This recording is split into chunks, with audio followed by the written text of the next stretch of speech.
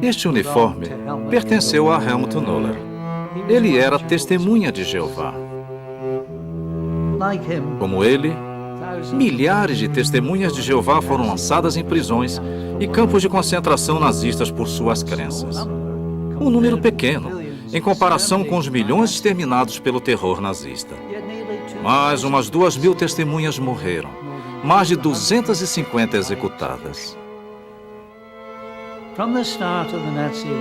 Desde o começo do regime nazista, esse pequeno grupo de cristãos foi perseguido brutalmente, mas não silenciado.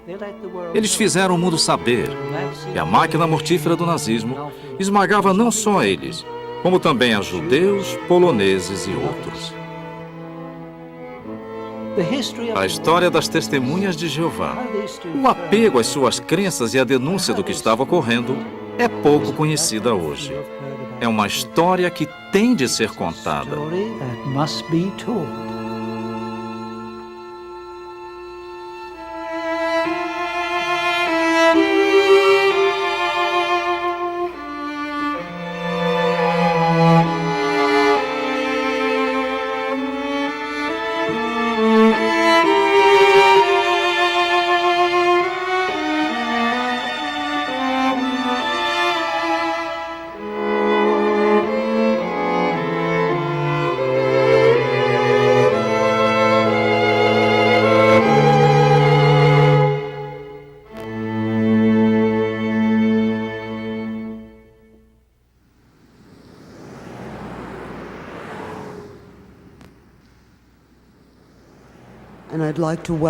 Bem-vindos ao Museu Memorial do Holocausto. É um privilégio e honra tê-los como convidados, porque sua história é extremamente importante. Em 29 de setembro de 1994, historiadores da Alemanha, da Grã-Bretanha e dos Estados Unidos falaram sobre as testemunhas de Jeová. Junto com sobreviventes e representantes da sociedade Torre de Vigia, eles revelaram pormenores notáveis. Elas não diziam Heil Hitler. Em termos sociais, é muito intrigante o caráter dissidente que se observa quando você entra numa sala, ouve as palavras Heil Hitler e alguém diz bom dia. Ou quando você entra numa sala, a reunião é encerrada, você diz Heil Hitler e alguém diz Auf Wiedersehen. É um gesto de coragem cívica incomum e de inimaginável dignidade humana. O Dr. Detlef Garbe e Wolf Brebeck, diretores de memoriais de campos de concentração na Alemanha, explicaram por que a postura das testemunhas de Jeová era ímpar. Philippo foi um dos mais de 20 sobreviventes presentes ao seminário. Ele e James Pennecker representaram a Sociedade Torre de Vigia. Eles explicaram os motivos da postura audaciosa das testemunhas. Antes de os nazistas subirem ao poder, as publicações da Torre de Vigia alertavam do perigo. Em 1929, The Golden Age em alemão fez uma declaração que exigiu coragem. O nacionalsocialismo está a serviço do inimigo do homem, o diabo. A professora catedrática Christine King, vice-reitora da Universidade de Staffordshire, analisou a batalha moral entre as testemunhas e os nazistas. As testemunhas resistiram até a morte, uma morte horrível, pela tortura. Um dos guardas da SS disse sobre elas cantarem hinos no corredor da morte. Eu poderia passar um rolo compressor por cima de vocês, e isso não os calaria. Isso acontecia sempre. Os nazistas não entendiam a índole do inimigo que enfrentavam.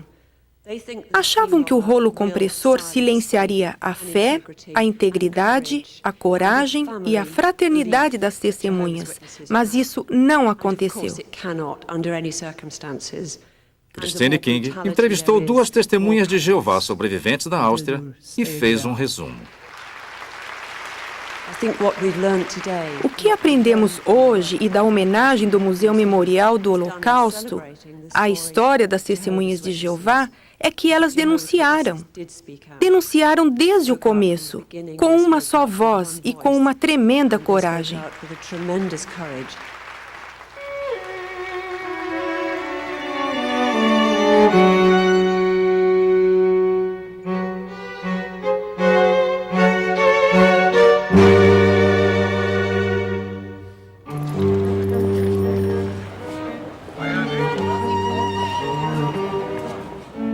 Alemanha luta para recuperar-se das feridas da Primeira Guerra Mundial.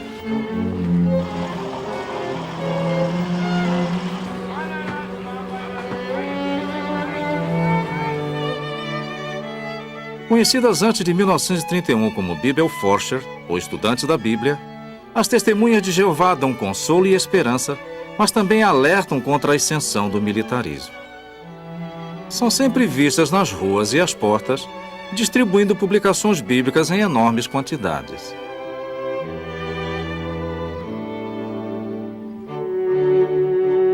Em Magdeburgo, na sede da torre de vigia chamada de Betel, imprimiam-se todo mês 1 milhão de exemplares da revista The Golden Age.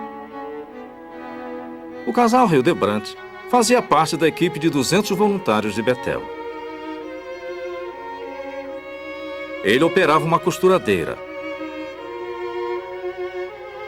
E ela arrumava quartos e trabalhava na lavanderia.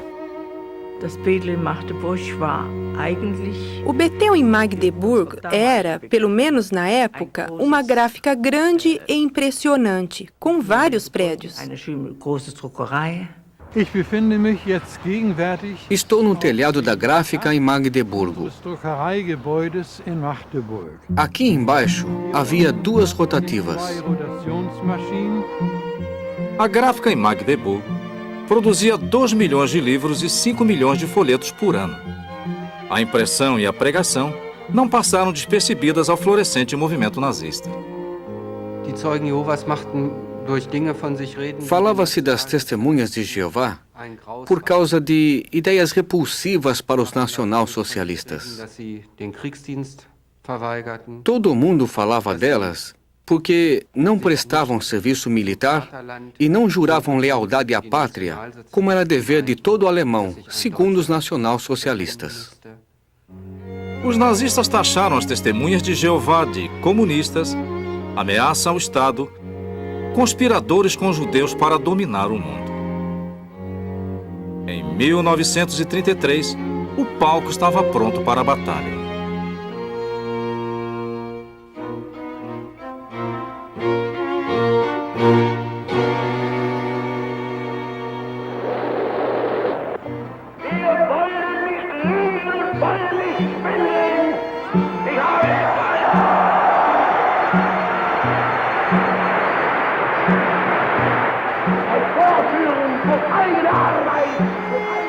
As sementes que levaram ao surgimento do nazismo foram lançadas nos campos de batalha da Primeira Guerra Mundial.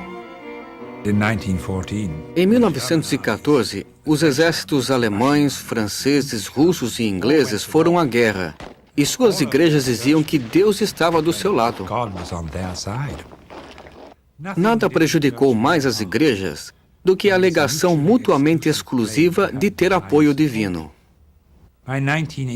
Em 1918, o cepticismo com relação à credibilidade das igrejas era tão grande que a vasta maioria dos que serviram nas trincheiras voltou muito desiludida e nada disposta a aceitar a autoridade moral das igrejas que os haviam enganado tanto.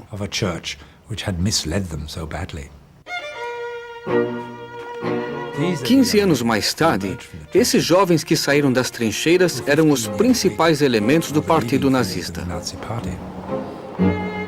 Em 30 de janeiro de 1933, Adolf Hitler sobe ao poder, nomeado chanceler pelo presidente von Hindenburg. São grandes as esperanças de uma Alemanha nova e forte. A maioria é influenciada pela propaganda ou pelos outros. Talvez não seja por perversidade, mas as pessoas apenas se deixam levar por uma enxurrada de propaganda.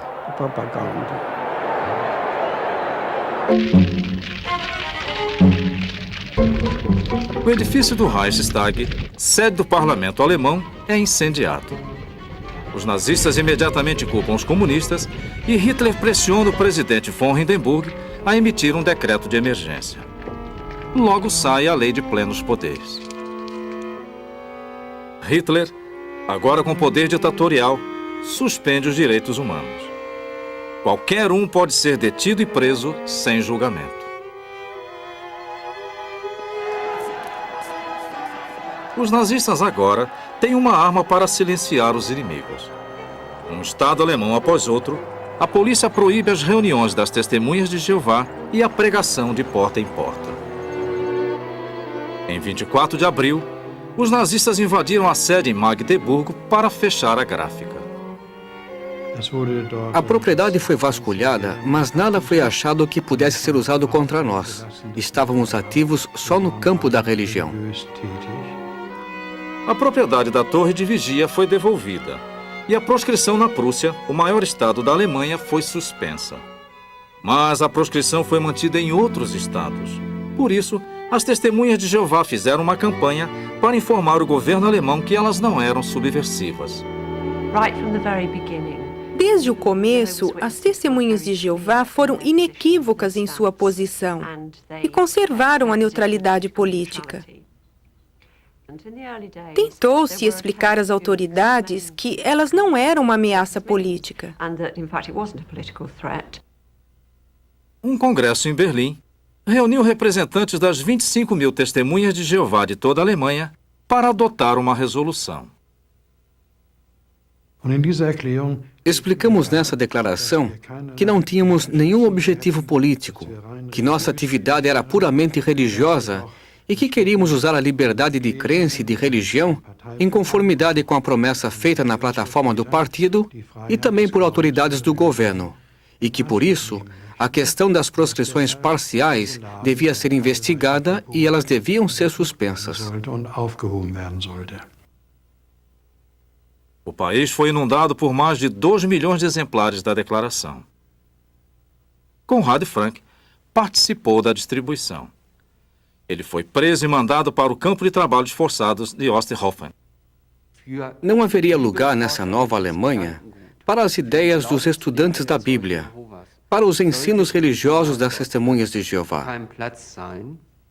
A Prússia decretou uma segunda proscrição às testemunhas, e a polícia recebeu ordens de reprimi-las novamente. Aqui, em 28 de junho, um grupo de 30 membros da tropa de assalto, os camisas pardas de Hitler, invadiu e ocupou a filial. Foi declarada a proscrição. Ninguém tinha permissão de estudar a Bíblia, nem de orar nesta casa, a casa da Bíblia. Quando o prédio foi fechado, ficamos sem um escritório central. Fomos obrigados a trabalhar clandestinamente. Esta é a última edição em alemão de A Sentinela, impressa em Magdeburgo. As impressoras se calam. Algumas semanas depois, os nazistas voltam. Queimam 25 caminhões de publicações bíblicas nos limites de Magdeburgo.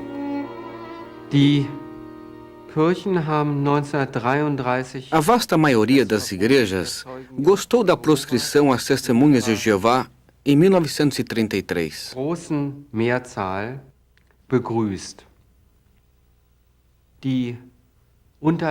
Há documentos que mostram que, na primavera de 1933, as igrejas sugeriram às autoridades que proscrevessem as testemunhas de Jeová.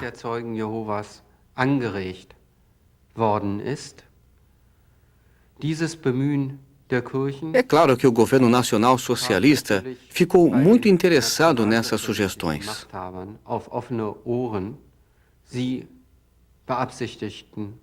Eles queriam mesmo fazer alguma coisa contra as testemunhas de Jeová.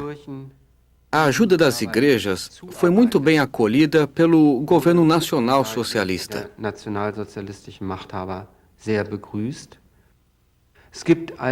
Há também evidências de que as testemunhas de Jeová foram ajudadas por alguns pastores. Mas é preciso dizer que são raras as evidências disso.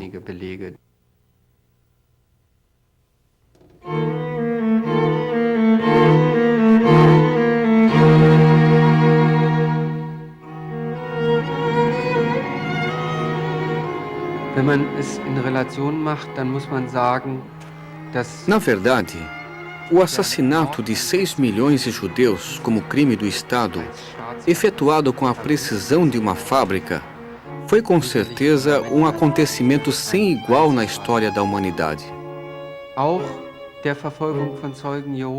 Mas também havia algo de característico na perseguição às testemunhas de Jeová. Elas eram perseguidas com muita severidade e brutalidade.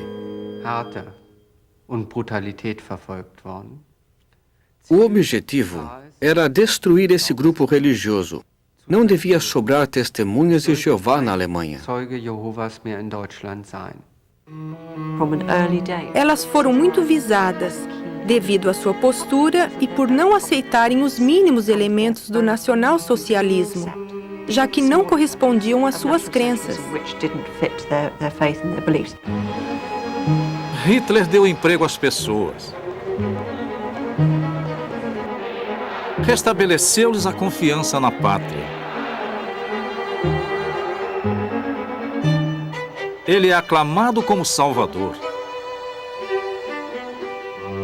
Mas as testemunhas de Jeová não podiam dar a um homem o que criam que pertencia a Deus. Assim, surgiu uma linha de batalha em torno da saudação Heil Hitler. As testemunhas de Jeová negavam-se a dizer Heil Hitler, porque isso significava a salvação vem de Hitler. Na siderúrgica onde trabalhava, uma testemunha enfrentou essa provação. Eu era o único entre 2.000 pessoas que não fazia a saudação alemã. Todo dia era uma provação, porque eu devia fazer a saudação alemã, mas só dizia bom dia. Quem não fazia isso atraía a fúria dos nacionalsocialistas. No princípio eram palavras grosseiras, às vezes uma surra, mas em pouco tempo começaram as detenções. Em 1934, as testemunhas mandaram informações perturbadoras para fora da Alemanha. Já se fizeram buscas em cerca de 4.000 casas. Umas 1.000 pessoas foram presas, 400 as quais enviadas para campos de concentração. E houve uns 200 casos de maus tratos. Cada golpe era desferido com as palavras: ainda crê em Jeová? A intimidação nazista atingiu a vida religiosa e os meios de vida das testemunhas de Jeová. Já antes de serem detidas e condenadas à prisão, e depois à prisão protetora, elas haviam sofrido em virtude de sanções econômicas e sociais, perda do emprego, boicote a estabelecimentos comerciais, confisco de pensões ou seguro-desemprego. Uma carta de demissão típica dizia: por se ter recusado a fazer a saudação nazista, rescindimos seu contrato de trabalho. Sim, eu perdi o emprego. Sobrou bastante tempo para pregar. As crianças não foram poupadas. Como acontecia com outros filhos de testemunhas, Paul Gerhard Kusserov, de 6 anos, era pressionado por colegas e professores. Assim que eu comecei a ir à escola, o diretor e os alunos tentaram fazer com que eu dissesse Heil Hitler, saudasse a bandeira e cantasse hinos nazistas. Não era nada agradável ir à escola, porque a gente nunca sabia o que iria acontecer. A Gestapo tirou de paz que eram testemunhas de Jeová a guarda de mais de 800 crianças. Paul Gerhard foi internado numa escola nazista com seu irmão e sua irmã. O reformatório em Dorsten era, a bem dizer, uma prisão. Minha família só podia visitar-me às escondidas.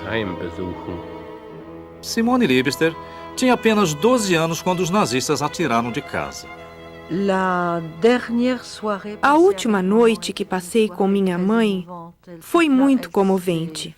Foi num vinhedo perto de um castelo em Meersburg, na véspera da minha internação no reformatório de Constança.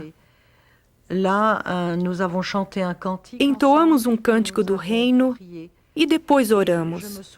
Lembro que mamãe disse a Jeová: cuida da minha filhinha.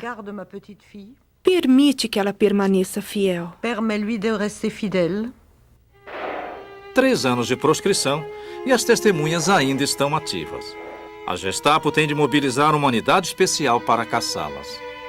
Um relatório confidencial da Gestapo gabou-se da prisão numa única batida de 120 testemunhas de Jeová. As testemunhas estavam entre os primeiros a ir para Dachau e para os campos de trabalhos forçados. Isso foi em 1934 e por volta de 1935. Ab 1935 waren aber sehr viele Zeugen Jehovas. De 1935 em diante, muitas testemunhas de Jeová já estavam em prisões e campos nacional-socialistas. Assim, nos campos de concentração de antes da guerra, as testemunhas de Jeová formavam um grupo relativamente grande em comparação com o total de prisioneiros. Ungefähr 5 bis 10%. Antes da guerra, cerca de 5 a 10% dos reclusos em campos de concentração eram testemunhas de Jeová. Além dos campos de concentração, havia testemunhas de Jeová em quase toda a prisão. Allen Gefängnissen. Von meiner Familie waren von 8 Personen 6. Das 8 pessoas da minha família, 6 foram presas. 4 irmãos, uma irmã e minha mãe. Juntos passamos uns 43 anos na prisão. Ungefähr 43 Jahre Haft hinter uns. Estive em 3 campos de concentração e uma vez contei 30 prisões.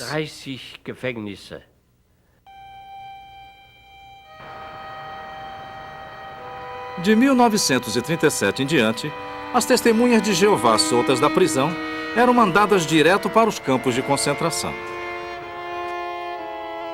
No fim daquele ano, havia 6.000 testemunhas de Jeová em prisões e campos nazistas. A partir de 1937, as testemunhas de Jeová receberam o Triângulo Roxo como sinal. Eram o único grupo religioso que constituía uma categoria de reclusos à parte. Não era assim no caso dos prisioneiros de outras religiões, que, de qualquer forma, não eram muitos. O triângulo era relativamente grande e visível a uma boa distância, sem falar na cor, que identificava o prisioneiro. Quando vi uma prisioneira com um triângulo roxo, eu sabia que era uma irmã. Ajudava-me a saber quem era a testemunha. As testemunhas de Jeová eram tratadas pela SS com excepcional crueldade, porque resistiam muito, porque em sua conduta havia muita resistência.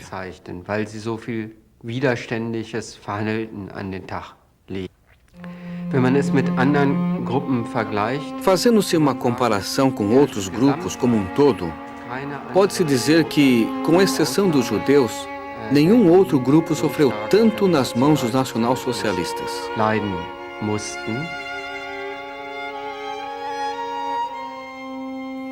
Und bei meiner Einlieferung wurde ich auf der politischen Abteilung. Ao chegar, fui espancado no setor político até perder os sentidos. Quando voltei a mim, meus dentes estavam soltos na boca. Habe ich meine Zähne ausspucken können. Die erste Nacht hätte ich nicht überlebt, wenn nicht. Eu não teria sobrevivido nem à primeira noite se o irmão Erich Nikolajczyk, que estava ao meu lado na cama, não me tivesse tomado nos braços e me aquecido com o corpo. Com isso, eu me recuperei um pouco. Gewärmt, dass ich wieder Leben in mich bekam. No campo, a gente recebia só uma fatia de pão de manhã, nada ao meio-dia e uma tigelinha de sopa aguada à noite. Perdi 25 quilos num mês.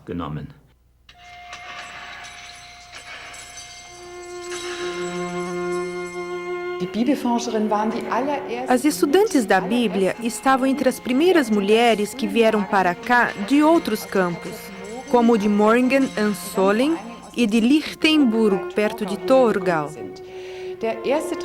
Contrário ao que se cria, os primeiros a chegar em Ravensbrück em maio de 1939 não foram prisioneiros políticos, mas na maior parte estudantes da Bíblia. Os nazistas, obcecados pela ideia de quebrantar a integridade das testemunhas, intensificaram seu ataque psicológico e fizeram-lhes uma oferta extraordinária. As testemunhas de Jeová podiam comprar a liberdade a um custo: sua assinatura e sua fé. Sempre se ofereciam a elas nas prisões e nos campos um papel e uma caneta. Bem poucas assinaram. Pouco antes de eu ser solta, deram-me um documento para assinar, que exigia que eu renegasse a fé, reconhecesse o governo alemão como autoridade suprema, me sujeitasse ao governo de Hitler e considerasse a Bíblia como doutrina falsa. Eu disse, nunca. O comandante disse que eu podia pensar melhor. E eu disse, não preciso pensar melhor. Já está decidido. Então ele disse, será mandada para um campo de concentração. Madame Geneviève de Gaulle, sobrinha do general Charles de Gaulle, foi presa pelos nazistas em 1944 como membro da resistência francesa. Em Ravensbrück, ela conheceu as testemunhas de Jeová. Na época em que ela chegou ao campo, muitas estavam presas já por 10 anos. O que eu admirava muito nelas é que podiam sair de lá quando quisessem. Bastava assinar uma renúncia de sua fé. No fim, essas mulheres que pareciam tão fracas eram mais fortes do que a SS, que tinha poder e recursos à sua disposição. Elas tinham força, e era sua força de vontade que ninguém conseguia quebrar. A comunicação com os parentes ficou sujeita à interferência da SS. Nos campos de concentração de Ravensbrück e Sachsenhausen, os estudantes da Bíblia, como eram chamados na época, não tinham permissão de manter uma correspondência normal. Só 3 ou 4 linhas. Podiam escrever, estou bem, saudações e coisas assim. Frustrada, a SS carimbava nas cartas. O prisioneiro continua como antes, um obstinado estudante da Bíblia. Para quem recebia a carta, isso indicava que aquela pessoa estava se apegando à fé. Muitos casais de testemunhas foram separados por anos, como Heinrich e Anne Dickmann. Ao descobrirem que ambos estavam no campo de Ravensbrück, arriscaram a vida só para se ver. Depois de Buchenwald, fui posto no campo em que Anna estava. Lá tive a chance de rever minha esposa depois de 7 anos. Ela tinha de levar roupas para a SS da lavanderia para o portão principal, e eu tinha de buscá-las lá. Assim pudemos rever-nos depois de 7 anos, mas sem uma palavra sequer, porque os guardas estavam atentos a tudo. Teriam enforcado a nós dois.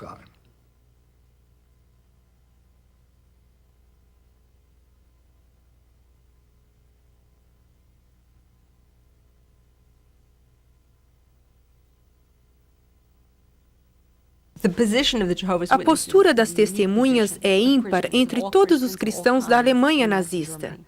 Quem vivia na Alemanha sabia quem eram as testemunhas e em que acreditavam. Desde o começo, as testemunhas de Jeová e suas publicações denunciaram a agressão nazista. A edição inglesa de The Golden Age não fez cerimônia ao expor em caricaturas o câncer do nazismo.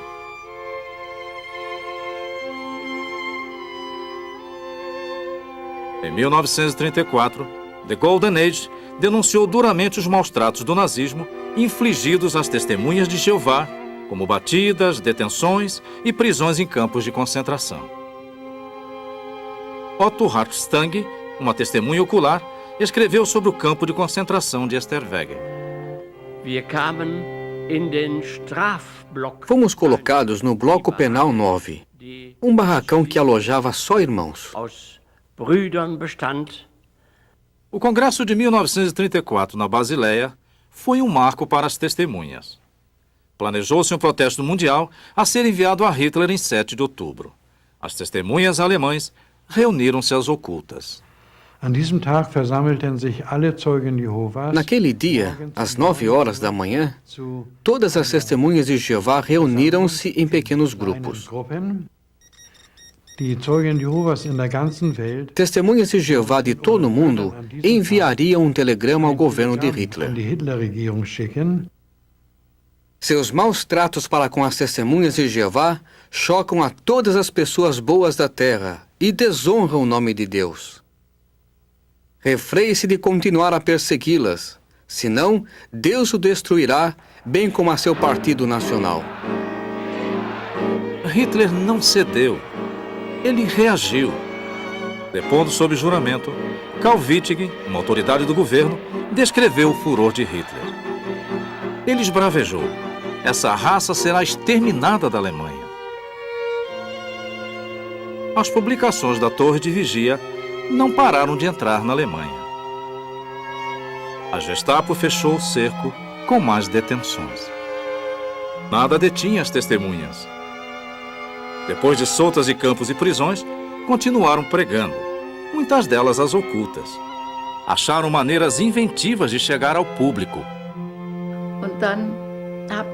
Arranjamos emprego numa empresa que reformava chapéus velhos. Assim, saíamos de casa em casa. E já que íamos de casa em casa, é claro que procurávamos oportunidades para dar testemunho. No fundo da sacola, embaixo dos chapéus velhos, fizemos uma espécie de forro falso para guardar folhetos. Se alguém nos pegasse, só acharia os chapéus.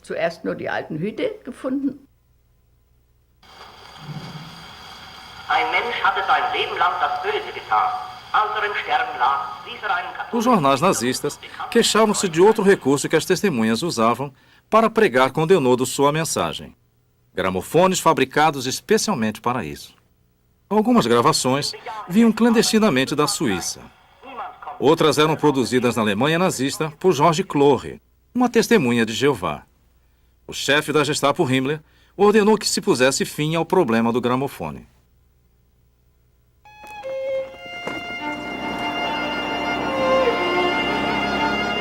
Olimpíadas de Verão, 1936, Berlim. A Alemanha nazista apresenta o que há de melhor. Pura fachada. Logo depois das Olimpíadas, as testemunhas de Jeová lançam uma campanha para revelar o outro lado do regime nazista.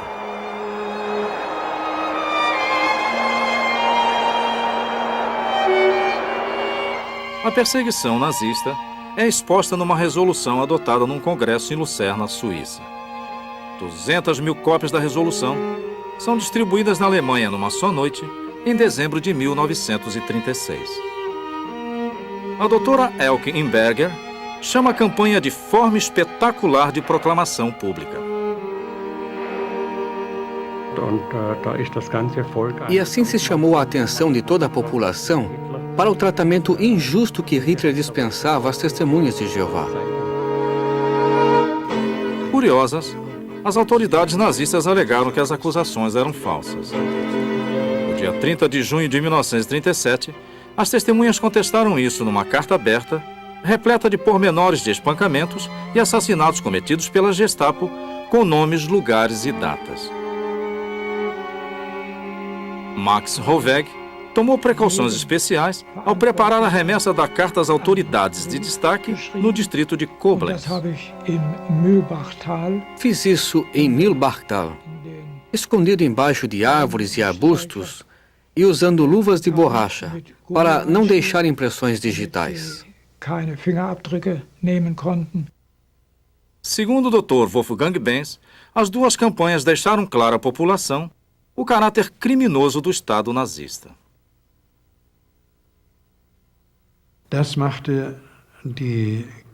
Isso enfureceu a Gestapo, a polícia secreta do governo de Hitler, porque ela viu que uma organização forte estava ativa no país, uma organização que rasgou sua máscara. Por isso houve muitas detenções em muitos lugares.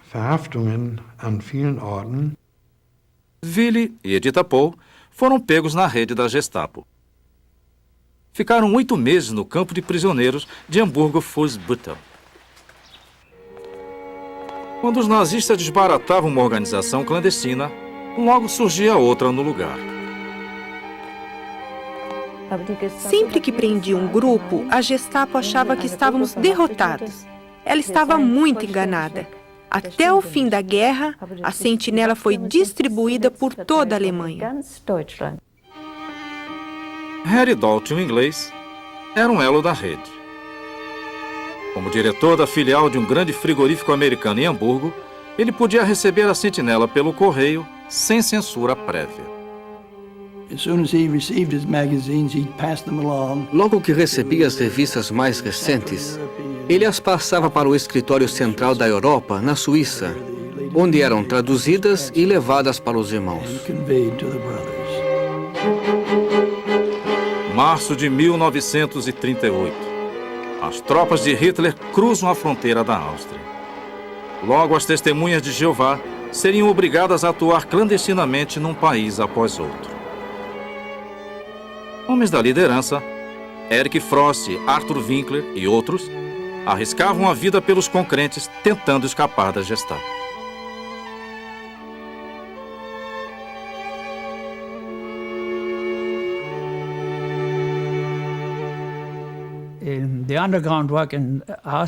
No trabalho às ocultas, na Áustria, minha responsabilidade era mimeografar as revistas e levá-las às várias congregações, até a fronteira com a Suíça.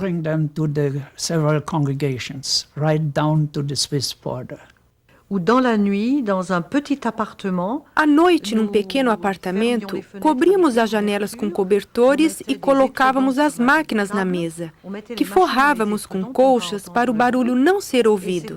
Ali, a sentinela era traduzida e reproduzida. Depois tínhamos de desmontar e esconder tudo, porque se a Gestapo encontrasse alguma peça, isso significaria a morte do seu proprietário.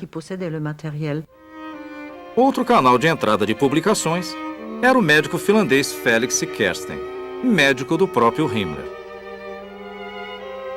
Kersten tinha uma propriedade perto de Ravensbrück.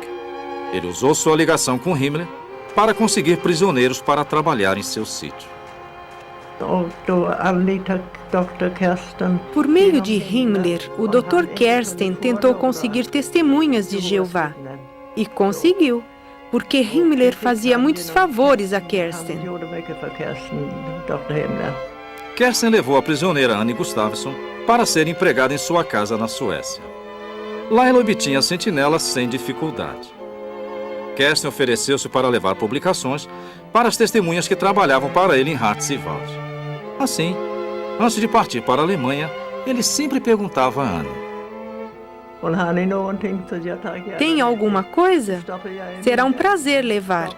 Ponho na minha mala ou no bolso do casaco, porque não me revistam. E fazia isso com prazer. As revistas eram levadas clandestinamente de Hartwald aos campos próximos, Sachsenhausen e Ravensbrück. Assim começou outra rede de comunicação. O livro Cruzada contra o Cristianismo, publicado em 1938 pelas Testemunhas de Jeová, saiu em alemão, francês e polonês. Incluía diagramas de campos de concentração e relatos em primeira mão dos maus-tratos cruéis que as testemunhas sofriam, conforme documentados pela filial da Torre de Vigia na Suíça. O Dr. Thomas Mann, ganhador do Prêmio Nobel, escreveu: li o seu livro e as aterradoras provas documentais com a mais profunda emoção. Os senhores cumpriram com o seu dever por publicarem esse livro e trazerem esses fatos à tona. Parece-me que não existe maior apelo à consciência do mundo. Em 2 de outubro de 1938, 50 emissoras de rádio no mundo todo transmitiram o discurso de Rutherford, presidente da Sociedade Torre de Vigia, Fascismo ou Liberdade. Ele denunciou os perversos ataques aos judeus. O povo alemão é pacífico. O diabo colocou seu representante Hitler no poder. Um homem de mente doentia, cruel, malévolo e desumano, e que age com absoluto desprezo pelas liberdades do povo. Com seus apoiadores, ele governa com mão de ferro. Persegue cruelmente os judeus, porque eles já foram o povo pactuado de Jeová e levavam o nome de Jeová, e porque Cristo Jesus era judeu.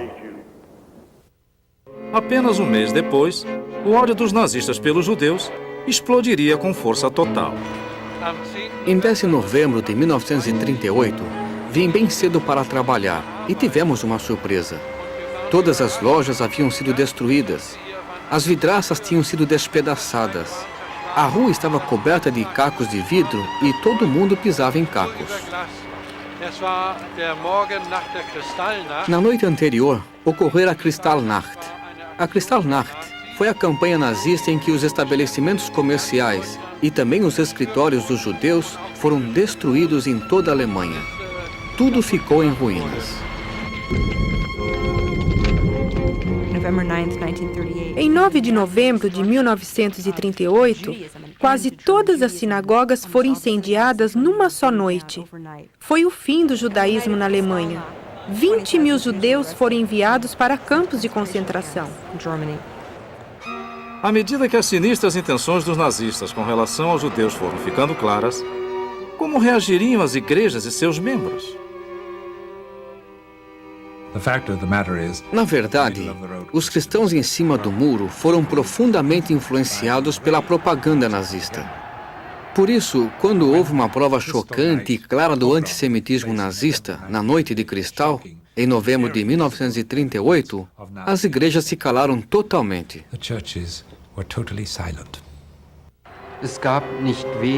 Não poucos representantes das igrejas incentivaram em público o ódio pelos judeus.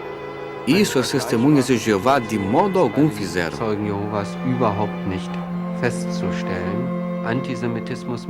O antissemitismo tem características de racismo. E a última coisa que as testemunhas de Jeová fariam seria considerar os judeus como pessoas de menos mérito, só por causa de sua origem. Para elas, todos tinham o mesmo mérito, eram iguais. Como teria sido se luteranos e católicos tivessem agido como as testemunhas? A história teria sido bem diferente. As centenas de testemunhas de Jeová nos campos passaram a ver prisioneiros judeus chegarem em grandes números. A revista Consolação perguntou: como é possível ficar calado? Eu diria que o apoio que judeus e outros receberam das testemunhas de Jeová nos campos era, em primeiro lugar, espiritual. Em segundo lugar, as testemunhas ajudaram também em sentido material, com alimentação, assistência médica, etc. Nunca ouvi falar de algum sobrevivente que não se lembre das testemunhas. E todos dizem coisas parecidas. Um grupo pequeno, facilmente identificado. Falam sobre o triângulo roxo que usavam, que repartiam o alimento, se ajudavam e ajudavam outros prisioneiros. Isso ficou gravado na mente das pessoas. As testemunhas se apoiavam mutuamente e também a outros. Mesmo nos campos de concentração, existia um espírito de comunidade entre elas. Em muitos campos, as testemunhas se reuniam enquanto um ficava vigiando. Tinham a coragem de ler, orar e até cantar baixinho. Bíblias e publicações eram introduzidas por testemunhas vindas de outros campos. Os irmãos de Buchenwald, que também foram colocados nesse grupo de trabalho, tinham um pouco de alimento, ou seja, artigos à sentinela. Estudávamos os artigos em secreto no dormitório. Isso nos fortalecia muito. É claro que usávamos toda oportunidade para conversar com os outros prisioneiros sobre a esperança da Bíblia.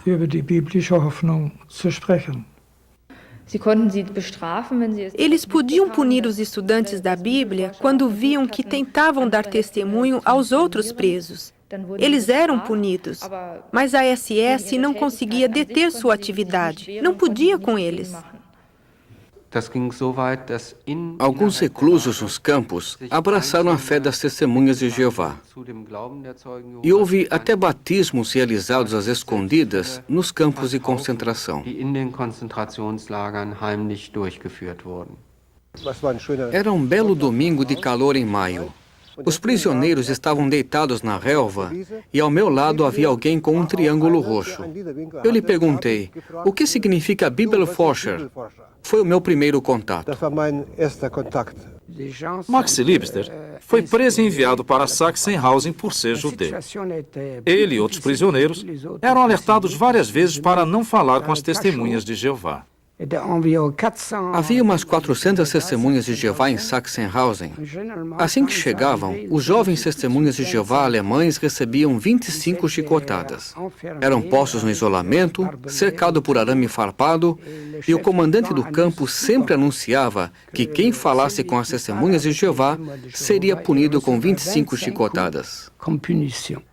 Die SS isolierte die Zeugen Jehovas von O principal motivo pelo qual a SS isolava as testemunhas de Jeová dos demais reclusos era para que não tivessem oportunidade de influenciar os outros prisioneiros com a disseminação de sua fé. Verbreitung ihrer Glaubenslehre einwirken zu können. Também se faziam miniaturas das publicações para serem mais fáceis de esconder. Havia, por exemplo, uma edição do tamanho de uma caixa de fósforo do livro Jeová, de 1934. Esta Bíblia em miniatura é a Bíblia inteira. Era o que eu tinha de mais precioso. Josef Rewald e Gottfried Melchor ficaram sozinhos numa oficina do campo. Aproveitaram isso para fazer cópias de uma edição clandestina de A Sentinela. Enquanto ele escrevia, de repente ouvimos barulho nos degraus e um oficial da SS entrou. Seus olhos, naturalmente, bateram logo no manuscrito que o irmão estava escrevendo. Ele o tirou de suas mãos, com um olhar fulminante perguntou, "Não sabe que isso é proibido aqui?" Eu disse, "Sim, senhor, mas é por isso que estamos aqui." O surpreendente é que o próprio campo de Wewelsburg passa a produzir publicações bíblicas depois que uma importante central de impressão clandestina finalmente é descoberta e fechada pelos nazistas em abril de 1943.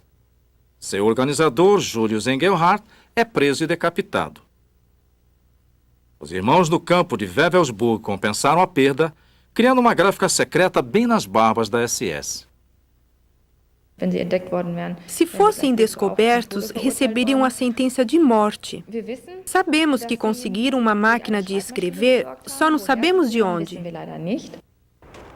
Max revela os pormenores pela primeira vez. Parte das instalações industriais pegaram fogo. E nós conseguimos salvar das chamas uma máquina de escrever e reservá-la para nosso uso.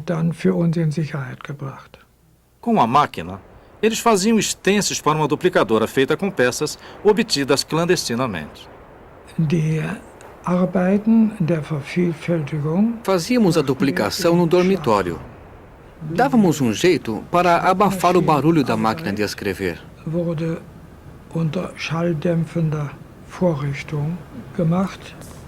Max, o eletricista do campo, improvisou uma luz para alertar se os guardas se aproximassem.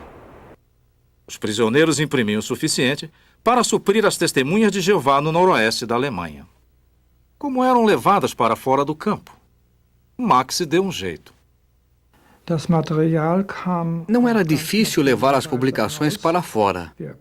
Passávamos pela cerca eletrificada de arame farpado, porque eu havia fabricado os isoladores de tal modo que podíamos afastar os fios.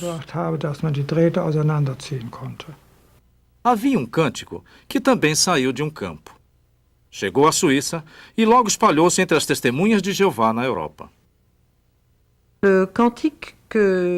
Recebemos via Suíça um cântico composto pelo irmão Frost, em Sachsenhausen, intitulado Avante Testemunhas. C'est le cantique en avant témoin de Jéhovah, enfin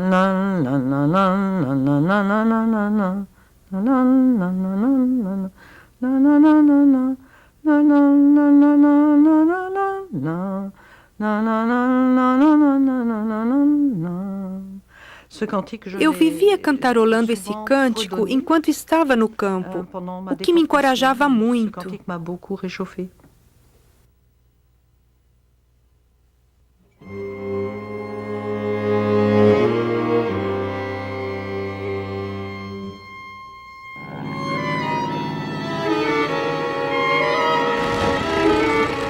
Primeiro de setembro de 1939. As Forças Armadas Alemãs invadem a Polônia. O mundo começa o sangrento mergulho na guerra total.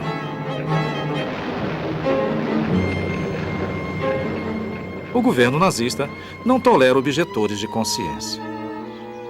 Heinrich Dickmann e seu irmão August estavam em Sachsenhausen. A SS tentou uma nova tática de pressão.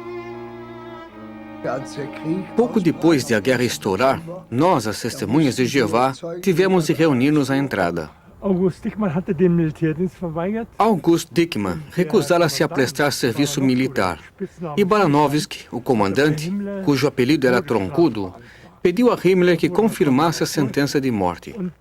Seu pedido foi deferido e os prisioneiros construíram um paredão enorme para as balas. Todos do campo estavam reunidos.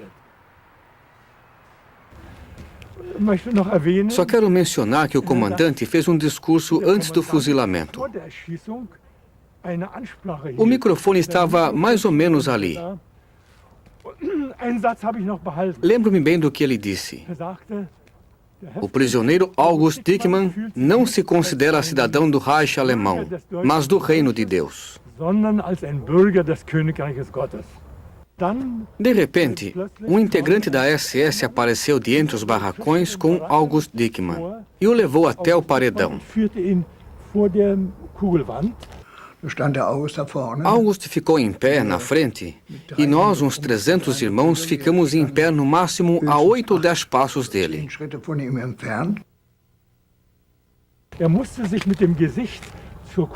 Ele ficou de frente para o paredão e eram 7 integrantes da SS. Um oficial com um posto de 4 estrelas deu a ordem de atirar.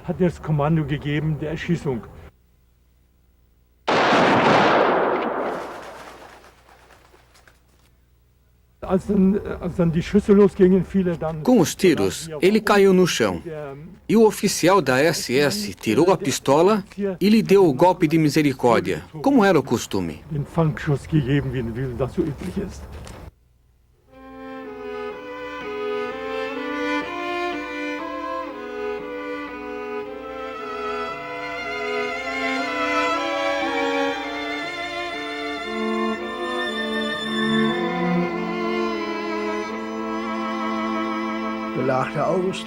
August estava lá no chão. O comandante disse: quem assinar vai embora imediatamente, e quem não assinar será o próximo. De repente, 2 irmãos deram um passo à frente e disseram: não, não queremos assinar, já assinamos, agora queremos retirar nossa assinatura. Fui chamado para falar com o Troncudo. Ele disse: que lição aprendeu? Eu disse: sou e continuarei sendo testemunha de Jeová. Será o próximo fuzilado, disse ele. 5 meses depois, ele estava morto. E eu ainda estou vivo. As prisioneiras testemunhas de Jeová também foram pressionadas a apoiar o esforço de guerra. Muitas mulheres testemunhas trabalhavam numa sala de costura em Ravensbrück. Um dia, no rigoroso inverno de 1939, 400 delas tiveram de fazer uma escolha. Fomos para fora e o comandante veio. Ergueu a mão e disse: quem não for costurar essas bolsas para os soldados, dê um passo à frente. O grupo todo deu um passo à frente. A punição? 5 dias em pé no frio sem se mexer. À noite, As 400 dormiam no chão gelado do bloco de punição. No fim do 5º dia, elas foram trancafiadas e postas em dieta de fome. Cantamos o tempo todo. Citamos textos bíblicos umas para as outras, até que ficamos tão fracas que deitamos no chão, sem palha, sem cobertores. Depois Himmler veio ver-nos. Ainda não viram que seu Deus as abandonou? Nós podemos fazer o que queremos. Respondemos: nosso Deus pode salvar-nos, mas mesmo que não nos salve, não serviremos aos senhores. A porta se fechou e ele mesmo introduziu o espancamento como punição. Waltraud Kusserov foi levado a uma fábrica perto do campo de Oberems. Mostraram a ela uma enorme prancheta para projetar bombas. Eu disse: posso desenhar flores e paisagens, mas nada dessas coisas. Expliquei-lhes que 2 dos meus irmãos foram mortos por se recusarem a pegar em armas. E agora eu devia fazer essas armas? Não, não posso fazer isso.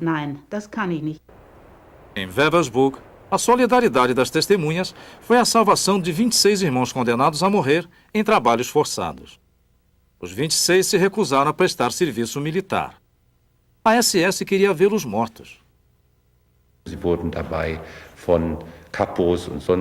Os capos, integrantes da SS que eram enviados ao campo, e outros prisioneiros que se deixavam usar para esse fim, espancavam-nos e obrigavam-nos a continuar trabalhando.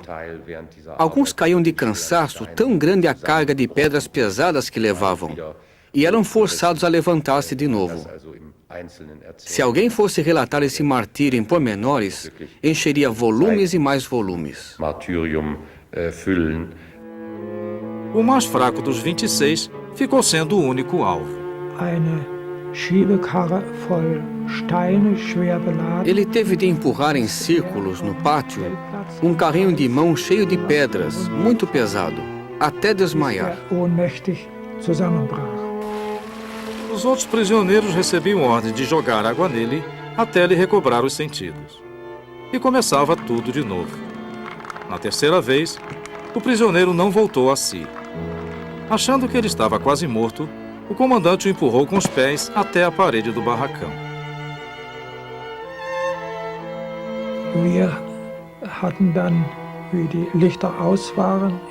Assim que as luzes se apagaram à noite, nós o puxamos pelas pernas para fora da vista dos guardas. Fizemos massagens nele até ele se aquecer. E lhe demos algo para comer. Na manhã seguinte, ele estava novamente na fila. Nem sequer um deles morreu. As testemunhas de Jeová ganharam a estima de outros reclusos pela absoluta inflexibilidade com respeito a seus princípios e convicção. Martin Niemöller, líder protestante e ex-prisioneiro, elogiou as testemunhas de Jeová num sermão. Os Bibelforscher, às centenas e aos milhares, foram a campos de concentração e morreram, porque se recusaram a servir na guerra e recusaram-se a atirar em seres humanos. In den Jahren 1939 bis 1941. De 1939 a 1941, a SS perseguiu as testemunhas de Jeová com inimaginável crueldade. Usou todo tipo de tortura e tormento contra elas para acabar com as testemunhas de Jeová. Zeugen Jehovas zu brechen. No inverno de 1940, muitas vezes elas foram deixadas ao relento, molhadas, no frio de 10 a 15 graus abaixo de zero.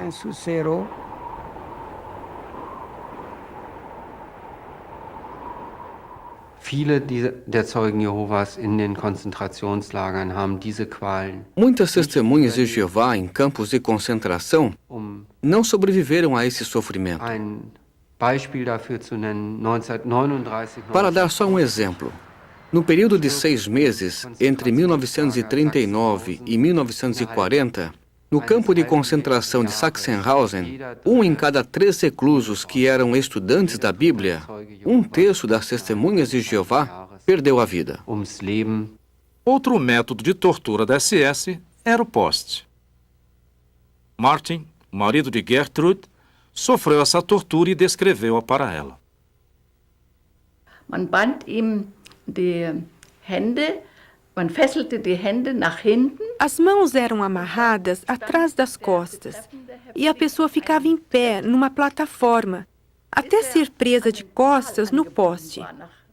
Então a plataforma era retirada para que o corpo todo desabasse, os braços puxados para trás das costas, e isso por 1 hora inteira. Und das eine Stunde.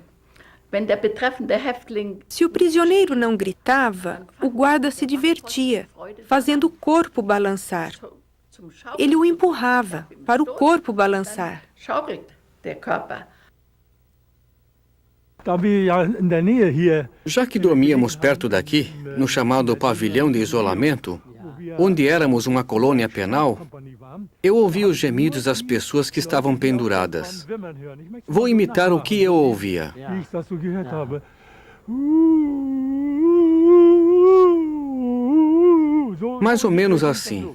Era horrível. war das, ne? Fora dos campos, as testemunhas de Jeová eram muito pressionadas para atrair umas às outras. Aos 17 anos, Hermine Schmidt foi ameaçada por um juiz com uma arma. Ela não cedeu. O juiz me disse: não poderá negar-se a depor na minha presença. E então gritou comigo: estamos numa guerra total. Sabe o que isso significa? Vai continuar negando-se a depor contra seus irmãos? Ele pegou o revólver, soltou a trava de segurança na minha frente, ergueu a mão e disse: está disposta a perder a vida por sua fé?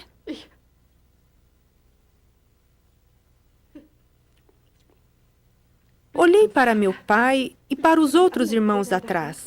Auf Wiedersehen. Adeus. Se tiver de ser, sim. Durch diese vielen Vernehmungen Durante os interrogatórios, eles queriam saber o nome das pessoas que conhecíamos, que aceitavam nossas publicações, e o endereço dos irmãos responsáveis. Mas eu não colaborei. Fiquei com os nervos em frangalhos e tive um colapso nervoso. dann ein Nervenzusammenbruch. Com o país em guerra, a sentença de morte tornou-se a política oficial nazista nas cortes marciais.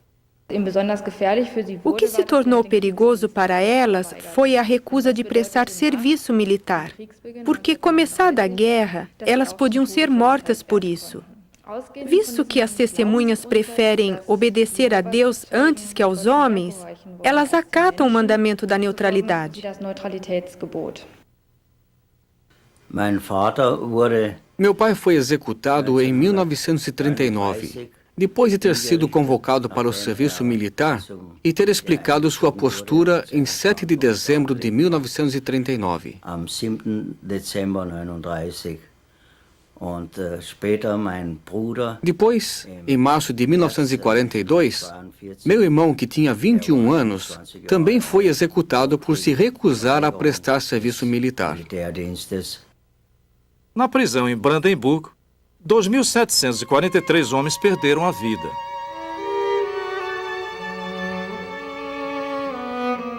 Passando por uma porta de metal, eles se deparavam com a lâmina da guilhotina ou com o gancho da forca. Unter diesen waren auch 32 Zeugen Jehovas. Havia 32 testemunhas de Jeová entre eles. Os nomes das 32 testemunhas executadas são conhecidos. Zeugen bekannt. Ich nenne nur mal einen. Como exemplo, vou citar o nome só de uma: Wolfgang Kusserov. Wolfgang Kusserov, um jovem que se apegou resolutamente às suas convicções e não desistiu. Nachgegeben hat. Ele morreu aqui sem nenhum medo, com a absoluta convicção de ter vivido como devia. Vollster Überzeugung, in diesem Leben richtig gehandelt zu haben. Um guarda da prisão disse a Josef Niklasch que havia algo de diferente em como as testemunhas encaravam a morte. Outros prisioneiros resistem. Alguns até gritavam, dava para ouvir os gritos. Mas, disse ele, vocês vão para o patíbulo falando no reino de Deus até o último momento. Horst Schmidt era uma das mais de 250 testemunhas condenadas à morte. Ele e mais 2 estavam sentados numa cela do corredor da morte em Brandemburgo, aguardando a execução. Ouvimos um estrondo, o barulho de chaves e de portas que se abriam e se fechavam com força. O guarda abriu a porta da cela. Chamou o primeiro para fora. Depois o guarda olhou para a lista mais uma vez, leu o nome do outro e disse de novo, para fora. Pensei, agora é minha vez. Ele examinou a lista, olhou para mim e fechou a porta. É óbvio que desmaiei. Horst Schmidt escapou da guilhotina. Sua mãe adotiva, Emiseira, não. Ela foi presa em Berlim, Plötzensee, por esconder Horst e 2 outros objetores de consciência. Ela foi decapitada em 9 de junho de 1944. Uma rua ao lado da prisão recebeu seu nome em sua homenagem.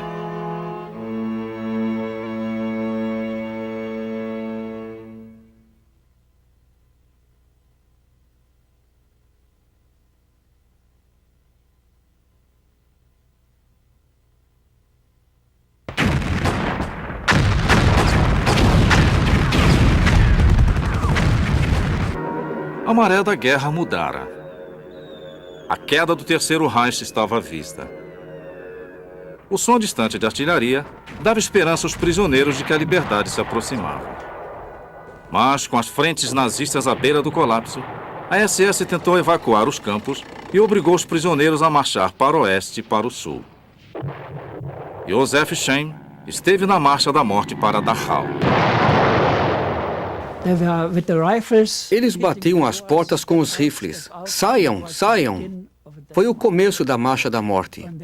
Eles nos disseram, nenhum de vocês será entregue aos inimigos. Isso queria dizer que seríamos eliminados antes.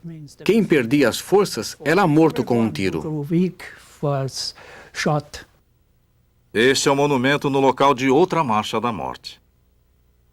Junto com milhares de prisioneiros, 220 testemunhas de Jeová foram obrigadas a sair de Sachsenhausen. Essa não foi a única marcha da morte. Arthur Winkler também esteve numa delas. De tão fraco que estava, teria levado um tiro. Os irmãos acharam um carrinho de mão e o colocaram nele. Graças a isso, eu o reencontrei depois da guerra na Holanda. A evacuação de Neuengamme foi tumultuada.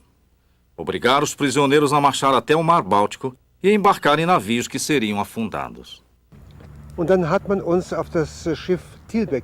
Fomos levados para o navio Tilbeck e depois para o luxuoso Cap Arcona. Este navio foi bombardeado pelos britânicos. Ele foi devorado pelas chamas, mas eu consegui pular na água com roupa e tudo e nadar até um bote. Eu e outros prisioneiros remamos no bote até a praia. No fim de abril de 1945, algumas testemunhas de Jeová do campo de Stutthof, no leste da Alemanha, junto com outros prisioneiros, foram forçadas a entrar numa pequena barcaça para cruzar o Mar Báltico.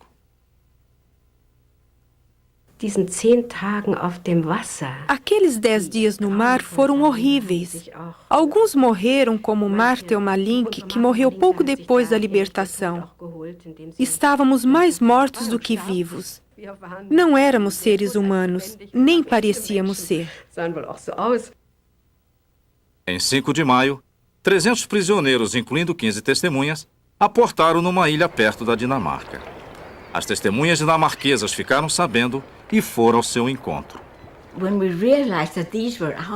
Soubemos que eram nossos irmãos. Sabíamos o que tinham passado nos campos, que o tratamento tinha sido horrível. Mas era a primeira vez que encontrávamos alguém que havia estado num campo de concentração. Dá para imaginar o choque?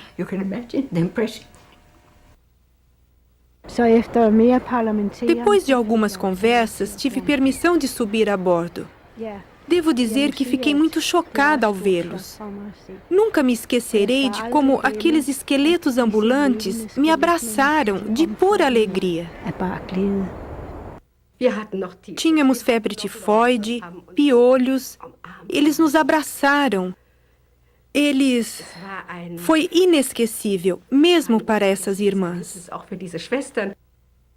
Na libertação de Ravensbrück, os idosos e os doentes não foram deixados para trás. Nesse ínterim, eu me recuperei o bastante para dar caminhadas e descobri uma carroça velha no bosque. Eu disse: "Vejam, achei uma coisa para nossos idosos e doentes." Eu já me sentia bem melhor. Arrumamos a carroça e colocamos os idosos nela. Penduramos uma tabuleta. Testemunhas de Jeová voltando de Ravensbrück para casa. E lá fomos nós. A SS em Wewelsburg planejava matar as 42 testemunhas antes de abandonar o campo. Por quê? Elas sabiam onde a SS havia escondido valiosas obras de arte saqueadas de toda a Europa. No frenesi dos últimos dias, 4 execuções fracassaram. Houve ocasião em que 15 testemunhas seriam fuziladas. A saída veio de uma fonte inesperada. Gottlieb Bernhardt, o oficial da SS que ficara encarregado, mudou de ideia. Segundo testemunhas oculares, com quem ele discutiu sua insegurança com respeito a que fazer, ele decidiu não executar a ordem e tornou-se uma das principais pessoas a quem o grupo que restou deve a vida. Pelo que sabemos, Bernhardt tornou-se testemunha de Jeová depois de 1945. Max e alguns outros prisioneiros também escaparam por um triz.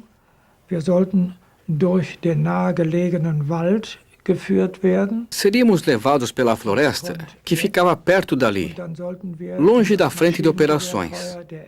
E então deveríamos encontrar fogo de metralhadoras da SS para dar a impressão de que nos havíamos deparado com a frente dos americanos.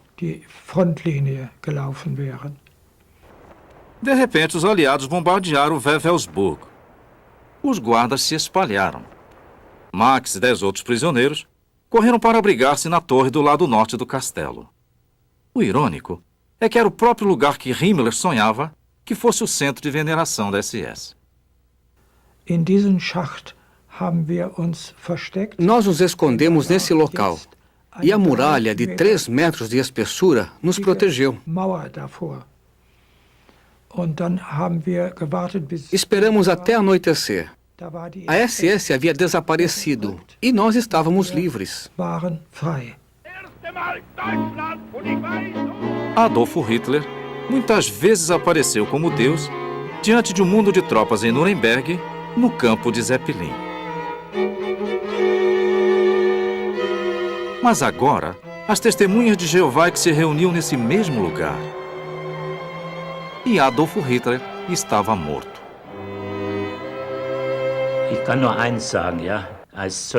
Só posso dizer uma coisa.